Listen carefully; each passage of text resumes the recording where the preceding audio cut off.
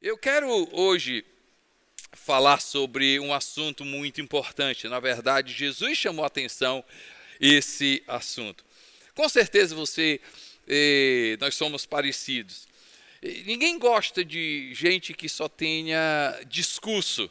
Eu não tenho na minha equipe e faço o possível para não ter, e se tiver, a gente trabalha naquela pessoa que só tem discurso, mas não tem prática, não tem resultado.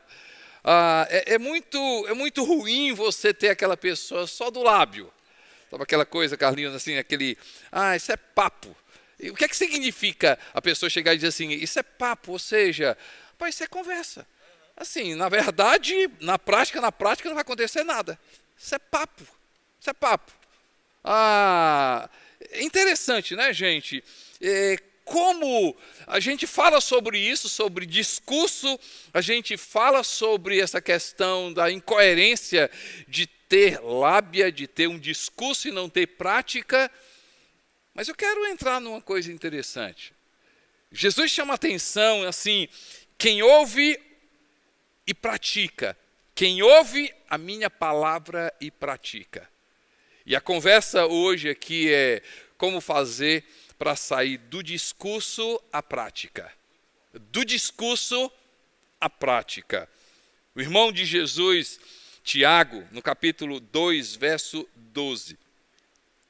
Esse texto pode ser que você tenha lido e tenha passado por ele, mas eu amo esse texto. Tiago 2:12 diz assim, o começo dele, falem e hajam.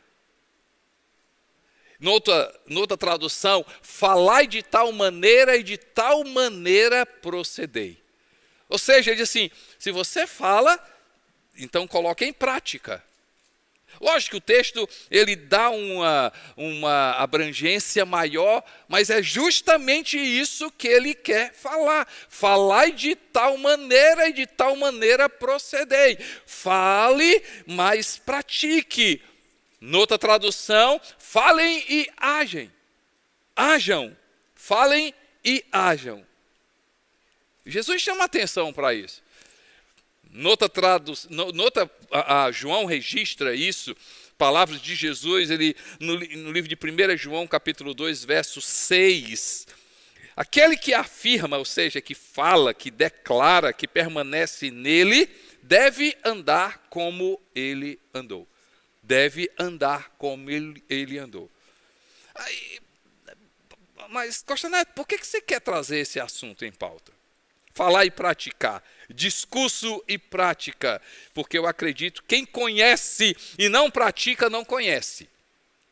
Vou repetir novamente, quem conhece e não pratica, não conhece. Segundo as palavras de Jesus, quem diz, mas não faz, não conhece, não conhece. E tem outra frase que eu gosto, assim, quem diz e não faz, não é. E aí eu vou fazer igual ao Tiago. Escuta isso aqui, quem diz e não faz, não é. Meu Deus, meu Deus.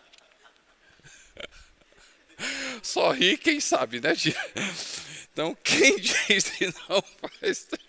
O Tiago é maravilhoso, porque ele se empolga com a própria pregação dele. Se ninguém gosta, ele gosta. Ei, Tiago, você é um pastor maravilhoso. Quem diz e não faz, não é. E aí a minha pergunta é, brincadeira à parte, minha pergunta é, gente, se isso é verdade, se você concorda comigo, olha aqui para mim. Se isso é verdade, você concorda comigo, a minha pergunta é, você acredita em Deus? Não, responda para mim não. Você precisa responder para você. Você tem fé realmente em Deus? E aqui a definição de fé, segundo o livro de Hebreus. Fé é a certeza de coisas que se esperam, a convicção de fatos que se não veem. Certeza de coisas que se esperam. Convicção, coisas que eu não vejo, mas vai acontecer. Você acredita realmente em Deus? Você acredita na palavra de Deus? Você tem fé em Deus? Por favor, não precisa responder para mim. Eu quero que essa resposta seja para você. Você precisa dar essa resposta. Ou é só uma frase? Por favor, responde mais essa. Você confia em Deus? Você confia realmente em Deus? E aqui, por favor, deixa eu ajudar você a responder. Confiar, ou seja, você literalmente descansa em Deus. Nesse momento você descansa em Deus. Nesse momento você tem paz, você consegue dormir tranquilo. Nós estamos falando de discurso e prática. Ou é só uma frase? Não, eu tenho fé em Deus. Pastor, pelo amor de Deus, eu não sou ateu. Eu creio em Deus. O Craig Rochelle diz assim, muitas vezes nós somos ateus cristãos. Acreditamos em Deus, mas confiamos no dinheiro. Acreditamos em Deus, mas confiamos no trabalho. Acreditamos em Deus, mas precisa de algum acréscimo. Você confia em Deus?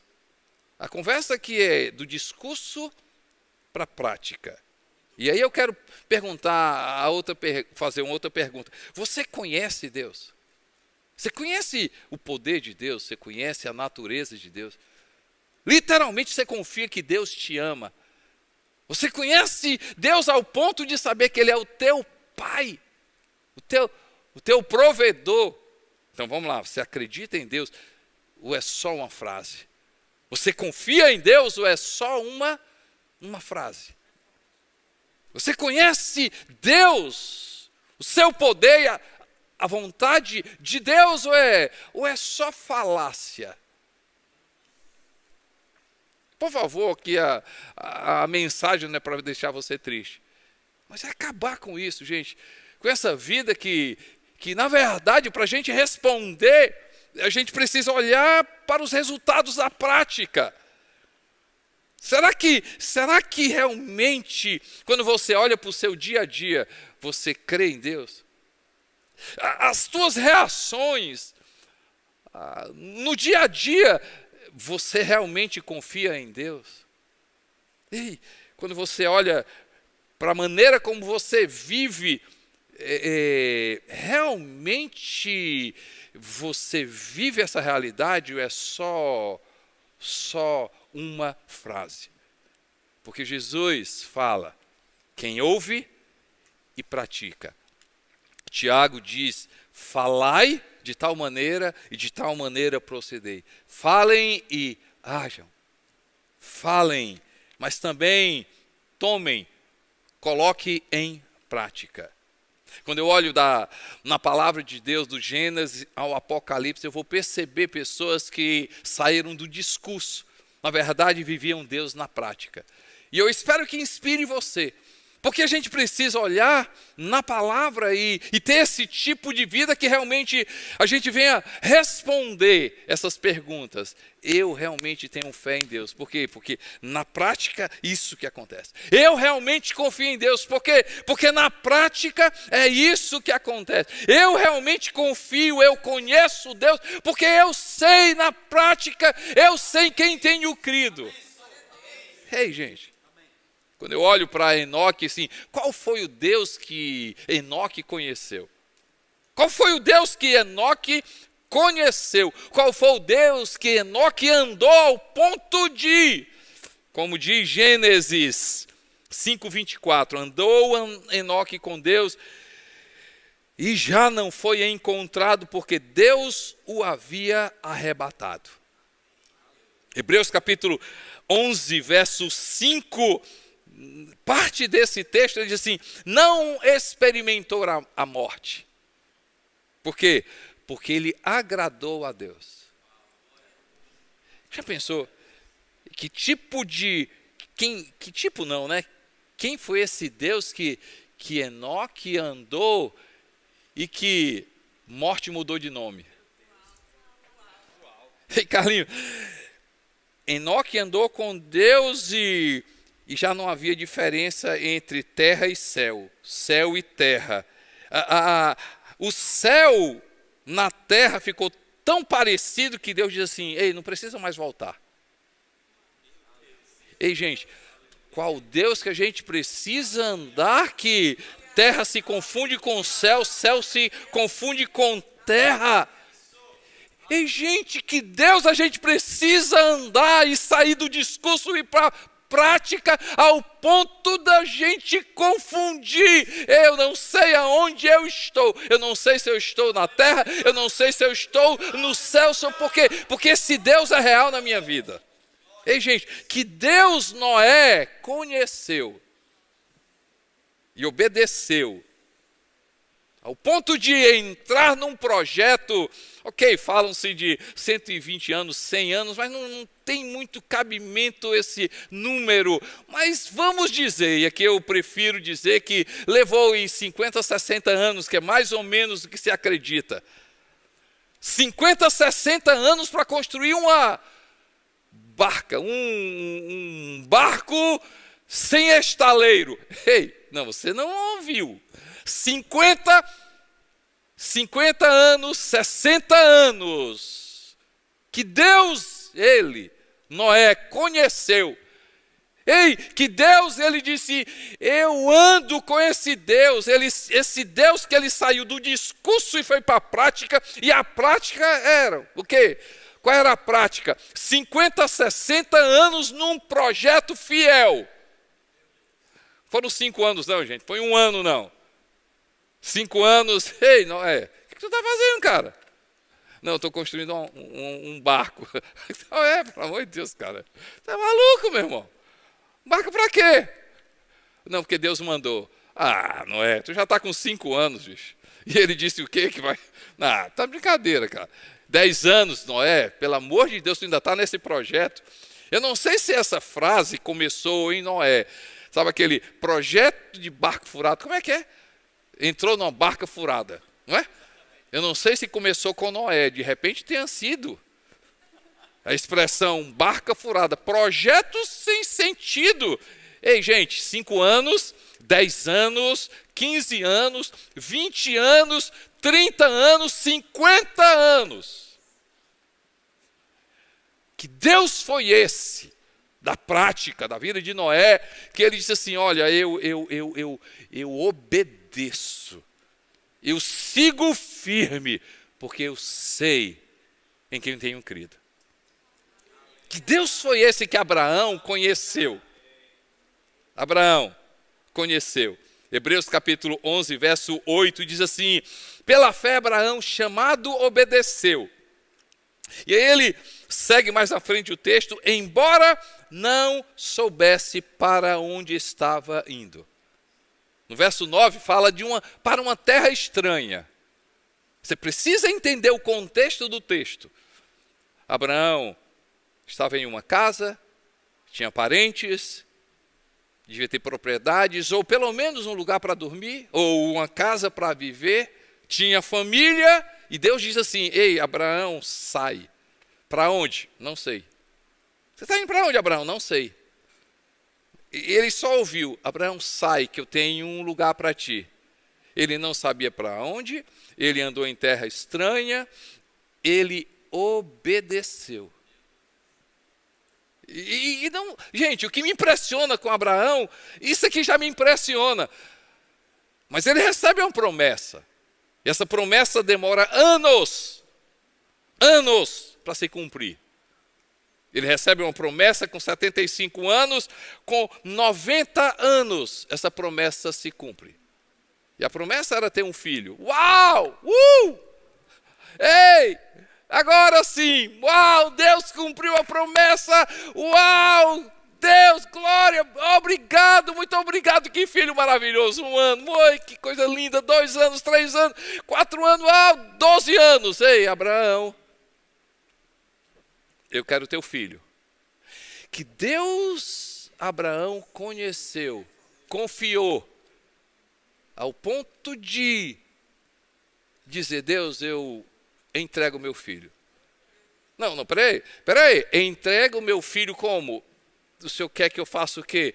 Abraão, eu quero que você mate o seu filho. Qual foi o Deus da prática e não do discurso que Abraão conheceu ao ponto de confiar? Livro de Romanos, capítulo 4, verso 18, diz assim, contra a esperança, em esperança creu. Aleluia. Gente, contra toda esperança. Ele diz assim, eu vou crer. Que Deus foi esse? Que Deus a gente precisa sair do discurso para a prática. Ei, gente, como vai ser a minha vida e a sua vida? A gente sair do discurso para a prática e confiar nesse Deus, e crer nesse Deus, e conhecer esse Deus. Romanos 4,17 diz assim: o Deus que dá vida aos mortos e chama à existência coisas que não existem, como se existissem. Foi esse Deus que Abraão saiu do discurso para a prática e assim: se ele pedir o meu filho, que eu amo, eu vou dar, porque eu acredito nesse Deus que pode fazer todas as coisas, inclusive ressuscitar, mas eu vou obedecer. Que Deus foi esse que Moisés conheceu, creu, pôs a fé nele, ao ponto de tantas coisas na vida de Moisés. Ei, gente, Moisés a gente sabe do Mar Vermelho, Moisés a gente sabe da água que saiu da pedra, Moisés a gente sabe dos mandamentos, Moisés. Mas sabe o que me chama a atenção na vida de Moisés? Também é a maturidade de Moisés.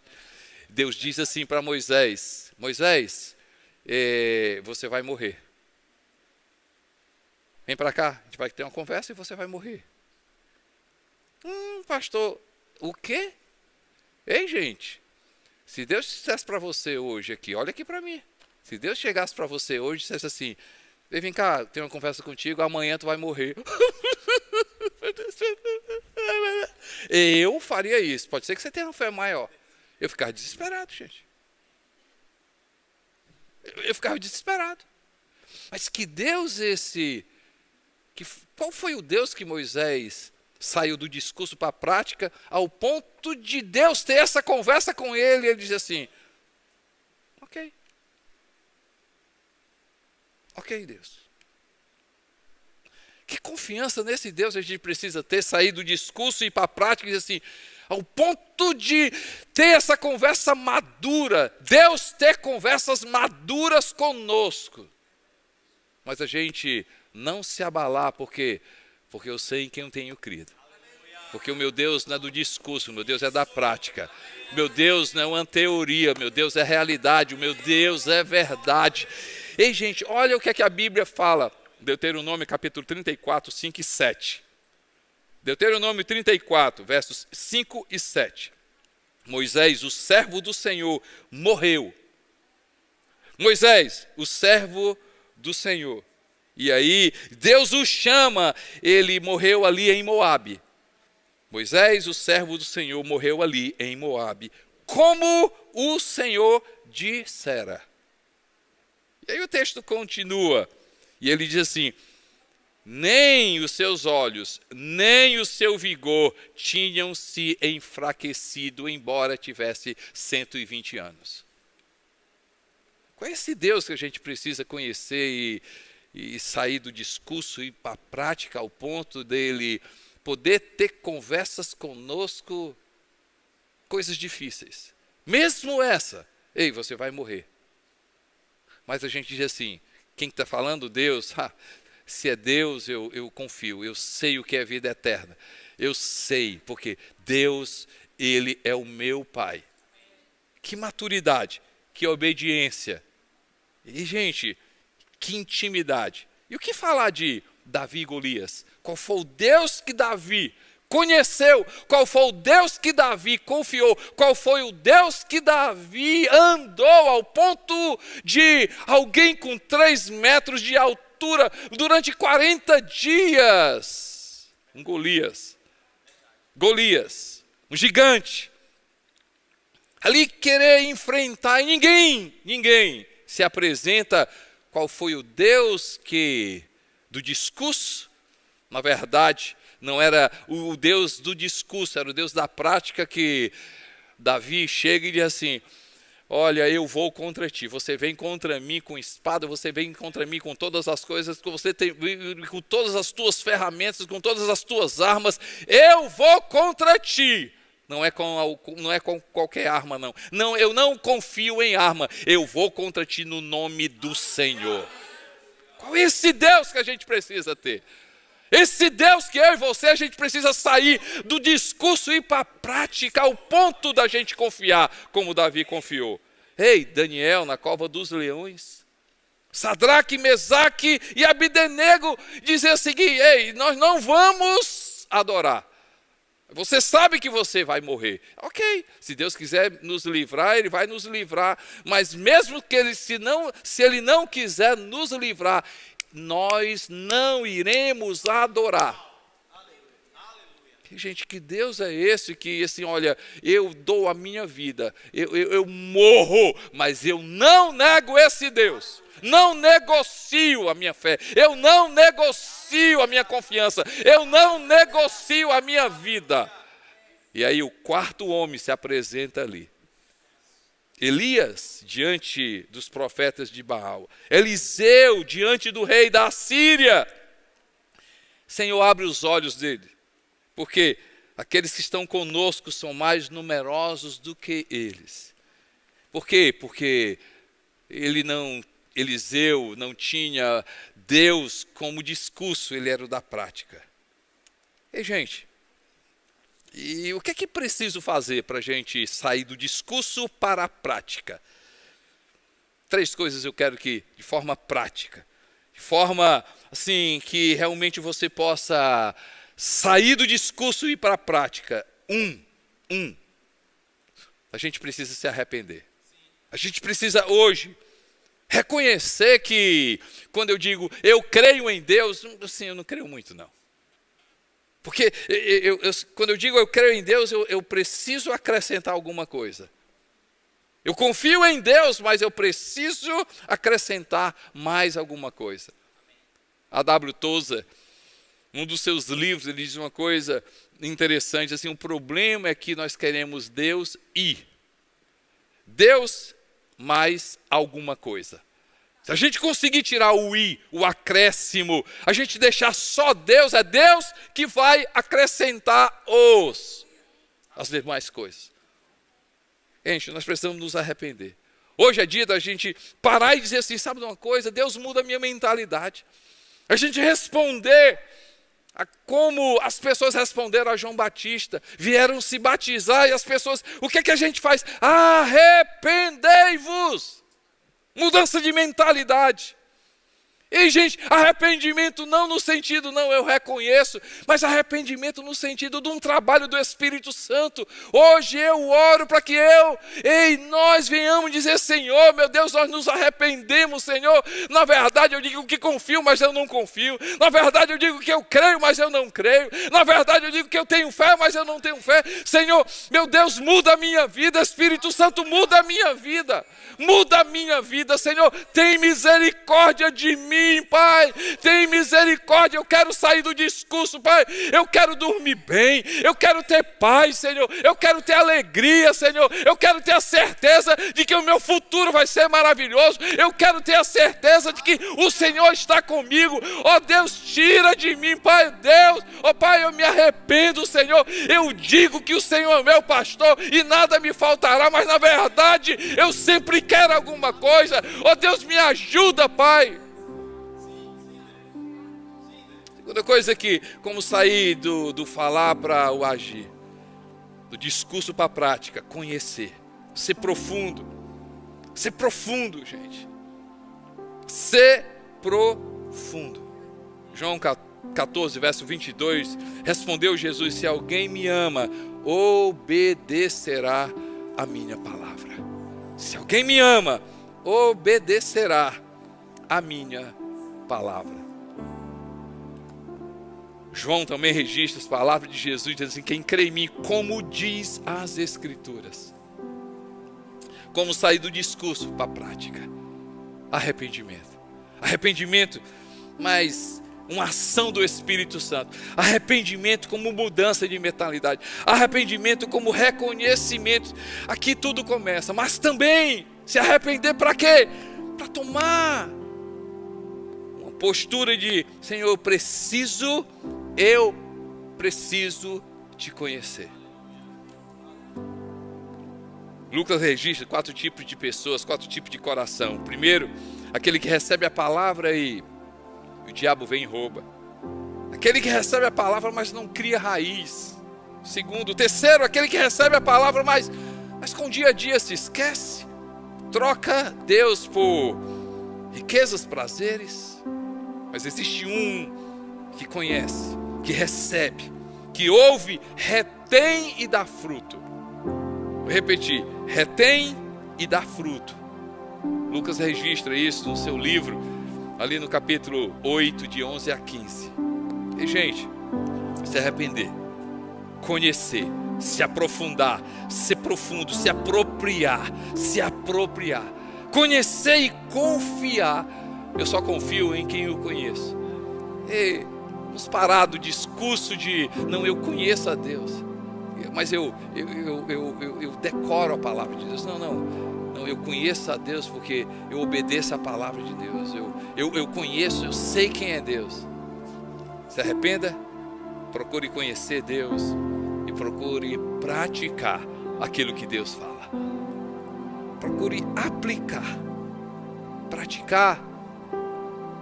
Saiba que Deus sempre vai usar as experiências. Deus sempre vai provar a minha fé. Se eu quero praticar e se eu quero aplicar, sair do discurso para a prática, Deus vai testar a minha fé. Deus vai testar o meu coração. Deus vai testar a minha vida. Tiago capítulo 1, versos 2 a 4 diz assim: meus irmãos, considerem motivo de grande alegria o fato de passarem por diversas provações, pois vocês sabem que a prova da sua fé produz perseverança, e a perseverança deve ter ação completa, a fim de que vocês sejam maduros e íntegros, em nada, sem que nada falte a você, sem que para você coisa nenhuma falte. Eu preciso me arrepender, reconhecer. Pastor, é verdade. Eu preciso reconhecer. Eu preciso conhecer. Deixar esse papo de dizer que eu conheço, mas na verdade eu decoro alguns textos, eu leio alguns capítulos, eu olho, eu sigo um plano. Não, eu tenho conhecimento de Deus, eu sei quem Deus é, eu tenho a experiência da revelação, mas eu vejo que Deus testa a minha fé. Quando a gente fala de Noé, quando a gente fala de Abraão, quando a gente fala de Paulo, quando a gente fala de Pedro, quando a gente fala de Davi, quando a gente fala de Samuel, quando a gente fala de Isaías, quando a gente fala de Jeremias, quando a gente fala das pessoas que não tinham o discurso, não era sobre o discurso, não era falácia, era prática. Essas pessoas, todas essas pessoas, Deus testou. Ei, se a gente quer sair do discurso e ir para a prática, a gente tem que ter essa maturidade de que Deus vai nos provar, e vai nos provar através de provação, vai nos provar através de prova. Se eu quero ser aprovado, eu preciso fazer uma prova. Se eu quero aumentar a minha fé, Deus vai provar, vai testar, e aí realmente a minha fé testada, eu vou realmente colocar no teste se é só conversa ou se é prática. Discurso para prática. Eu não sei quem você é.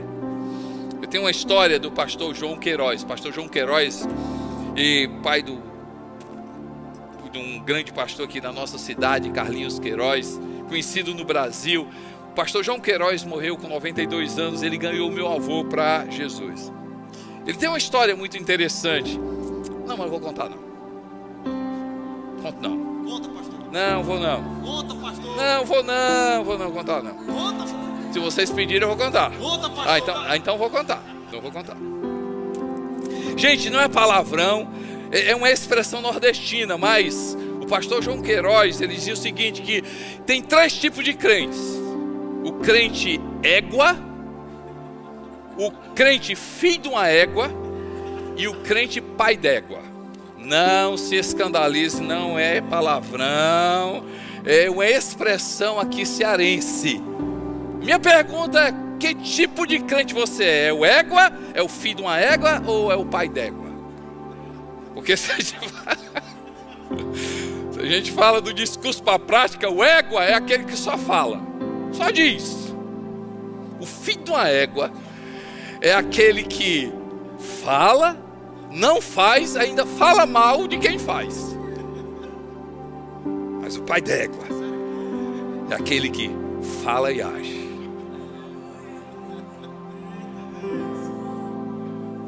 Que tipo de crente? Brincadeira, gente. Quando eu olho para Jesus, será que não era isso que ele estava conversando com aquela mulher samaritana? Ela conhecia tanta coisa. Ela sabia que deveria adorar ali, ela sabia que a religião dizia aquilo, ela sabia que aquilo ali, ela sabia daquilo ali, ela conhecia aquilo ali, e Jesus dizia assim: ei. Ah, se você soubesse quem está aqui. Você sabe muita coisa, fala muita coisa, mas aqui está a verdade, aqui está a prática, aqui está. Será que não é isso que a gente precisa? Será que não é isso que a gente precisa? Sair do discurso que eu creio em Jesus, eu adoro a Jesus, Jesus é maravilhoso. E a gente sabe as histórias de Jesus, a gente conhece as coisas de Jesus, a gente sabe tudo sobre Jesus na Bíblia, mas na hora, no dia a dia, na família, nesse momento, é só discurso. E aí a gente vai perceber que o Jesus que a gente conhece é o da religião, o Jesus que a gente conhece é o outro Jesus, é o Jesus que a gente conhece é o do pai, da mãe, da avó, é o da religião. Ei, será que não está na hora de você sair do discurso e para a prática? E perceber que quando a gente conhecer no dia a dia, na prática, a gente vai perceber que esse Jesus está acima de todo nome. Esse Jesus está sentado no trono. Esse Jesus tomou as chaves da morte e do inferno. Esse Jesus foi o único que disse que morreu e ressuscitou. Esse Jesus, ele não tinha discurso, ele realmente era o da prática. Ele não falava, ele expulsava os demônios. Ele não falava sobre vida, ele ressuscitava os mortos. Ele não falava sobre saúde, ele dava sim, ele dava vista ao cego. Ele não falava sobre suprir, ele transformava, ele fazia com que 5 pães, 2 peixes transformava em alimento para todas as pessoas. Ele não apenas dizia, ele era a verdade, o caminho, a vida. Será que não é hora de você sair do discurso hoje, se arrepender, conhecer esse Jesus e praticar aquilo que ele é? E aí realmente você ser esse cristão que não apenas diz, mas vive essa verdade poderosa chamada Jesus Cristo, esse Deus poderoso que faz toda a diferença na minha vida e na sua vida.